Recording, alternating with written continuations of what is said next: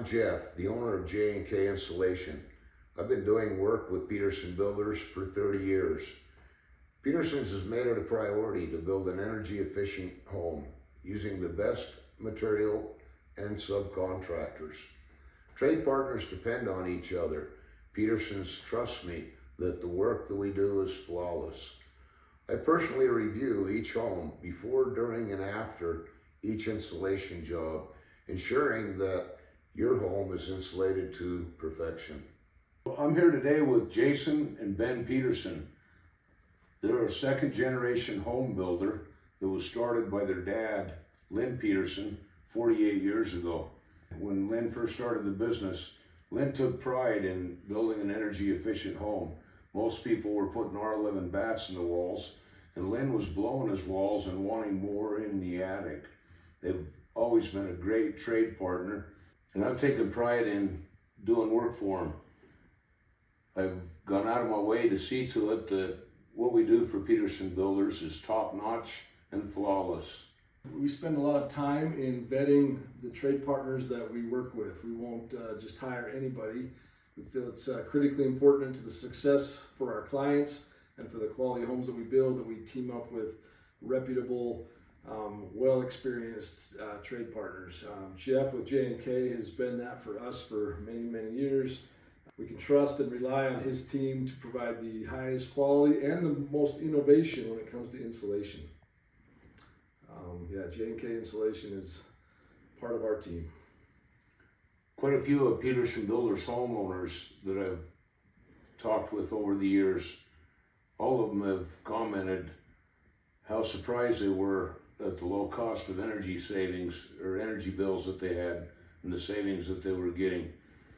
Peterson's goes out of their way to investigate, research, and all the new innovations in insulation, and I help them out with that as much as I can, but they're pretty good about researching what they want in their homes, and we gratefully provide that for them.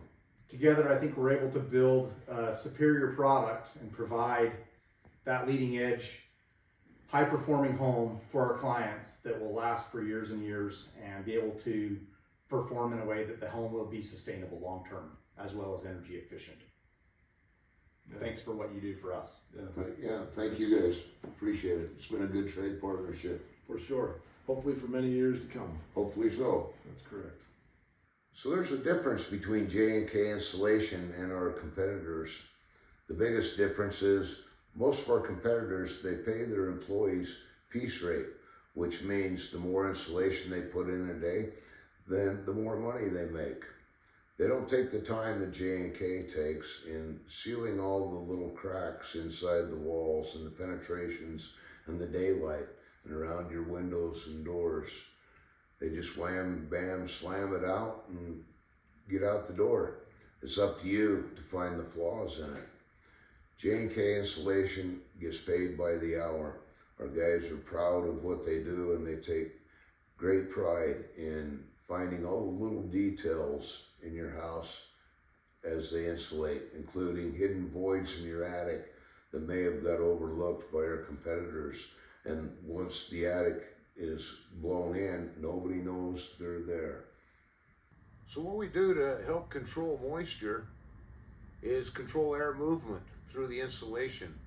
Fibrous insulation works by trapping air in a true dead air space in full contact with the skin or air barrier on all 6 sides, sealed so air can't get in, air can't get out, therefore air doesn't move. And in doing so, only the air within the wall or ceiling can come to a dew point temperature. So to control moisture and air exfiltration, we go around with a foam sealant, and we're sealing anywhere that we can find where 2 pieces of wood come together leading to the exterior.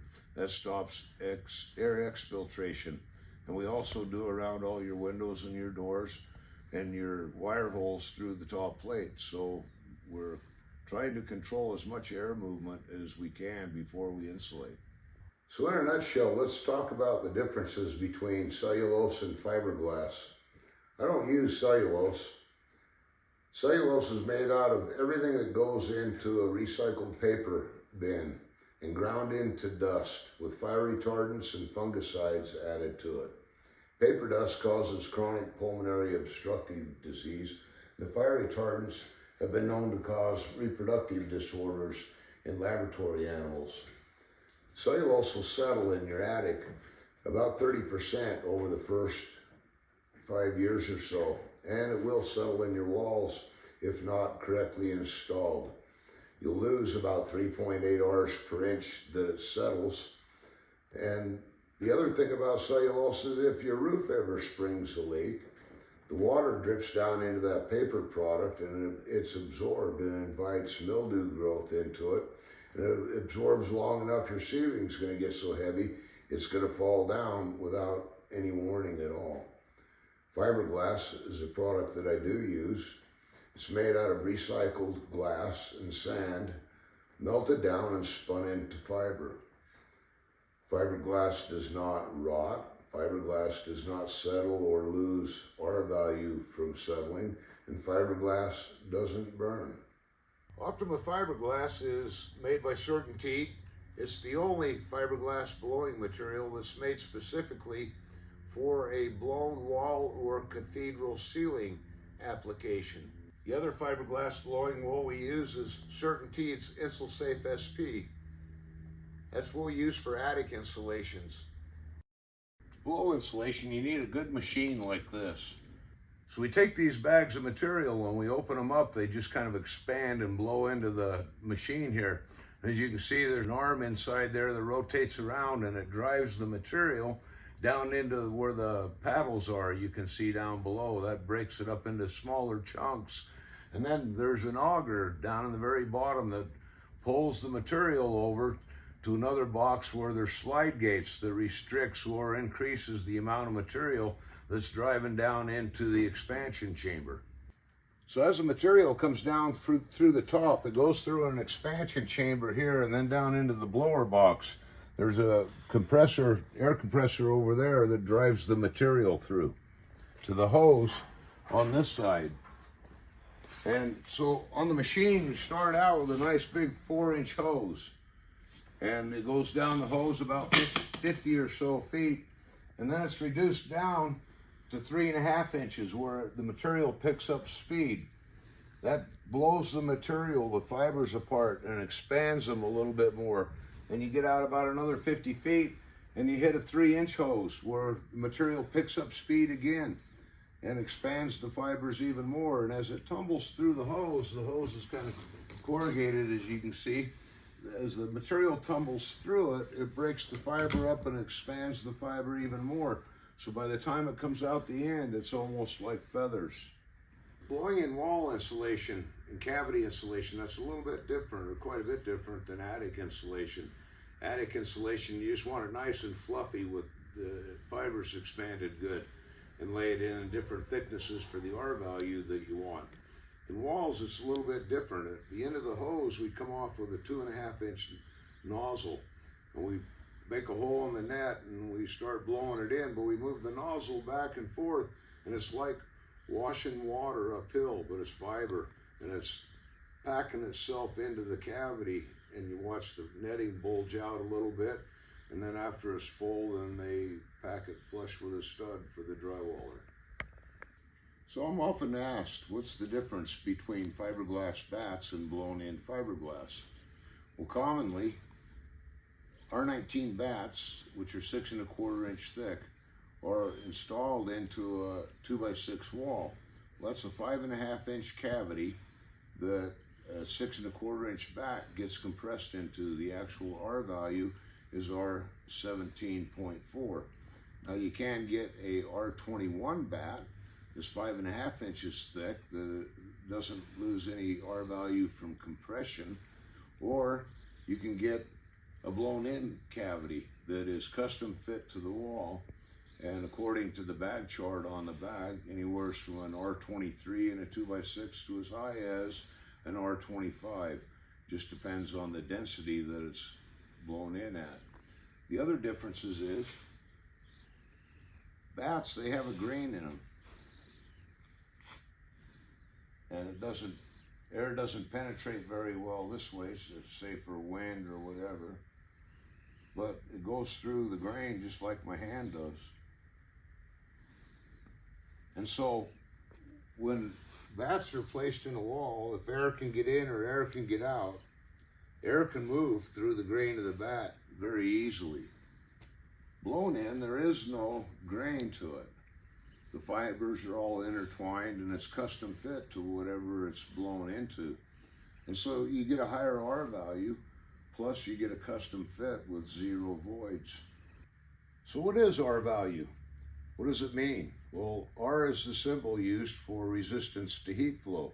The higher the number after R, the higher the insulation is rated to resistance to heat flow, so long as it's installed how the manufacturers have said to install it. When it's encapsulated in a true dead air space where air can't get in, air can't get out, and therefore air doesn't move, then the R value will remain what the manufacturers has rated it to be.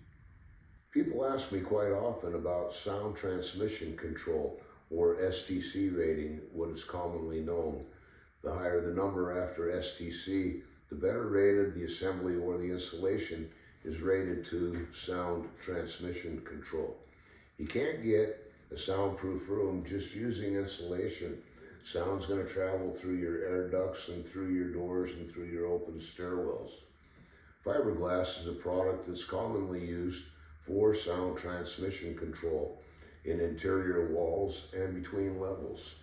That'll greatly muffle the sound from room to room and floor to floor.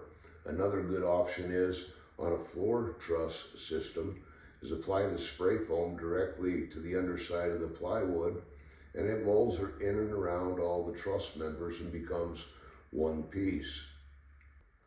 So bottom line, when it comes to STC rating and fiberglass or spray foam, you attain a higher STC rating through thickness and density. Spray foam is a great product to use to insulate your house with. Does not let air pass through it, which means less chance of dew point occurring in your wall cavities. Closed cell foam has a higher density, a higher R value per inch, does not let water vapor pass through, and will add sheerness to your walls, ceilings, or floor. Also very desirable when you have limited cavity space to obtain the R value required by code. Open cell foam will let water vapor pass through it and is more economical to use when you don't have limited cavity space. So this is one of our foam rigs. It takes a big self-contained diesel generator, a big air compressor. This is the Graco Reactor H50 Proportioner. It's the biggest one on the market. We can spray any kind of foam mix there is on the market. It keeps track of your heat, your temperature, your pressures, your air pressures. Then there's the barrels. There's the A side and the B side. The barrel pumps here, pump it into the reactor. The reactor takes it through the heated hoses to the gun right here. And at the end, in the gun, there's a mixing chamber. The material goes through the mixing chamber and it sprays out. A chemical reaction takes place. It heats up to about 220 degrees, expands and goes from a liquid to a solid in about 15 seconds. So one of the things we use spray foam for is to air seal attics. The advantage of air sealing an attic is when the wind blows, the attic pressurizes. The air pressure pushes through the attic insulation. It's basically a high efficiency air filter, and you get the drafts coming through anywhere where there's a crack or a hole. When the air is moving through the insulation's the same temperature all the way through. So you also get a radiating effect of hot or cold coming off the surface of the drywall.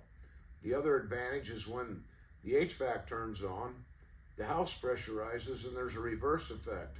The conditioned air pushes through anywhere where there's a crack or a hole, and your conditioned air is lost into the attic. So by sealing it first and the HVAC turns on, the air can't escape, so it recycles the system, heats or cools your house a little bit faster. Plus, you get rid of the air infiltration that comes from the attic, the thermal bypass effect that the moving air has, and your house will be less dusty.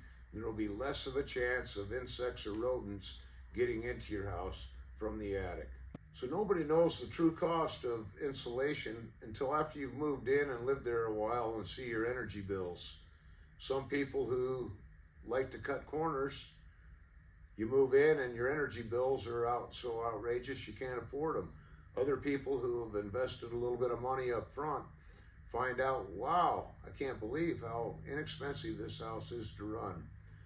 The ones who like to upgrade and change it after the fact find out that in most cases they have to remodel, take the sheetrock down, take the insulation out, and replace it with better insulation. People ask me all the time, what makes an energy efficient home? Well, all your lighting, your appliances, your heating and cooling, all that plays a part. But insulation is the only thing that is going to pay you back.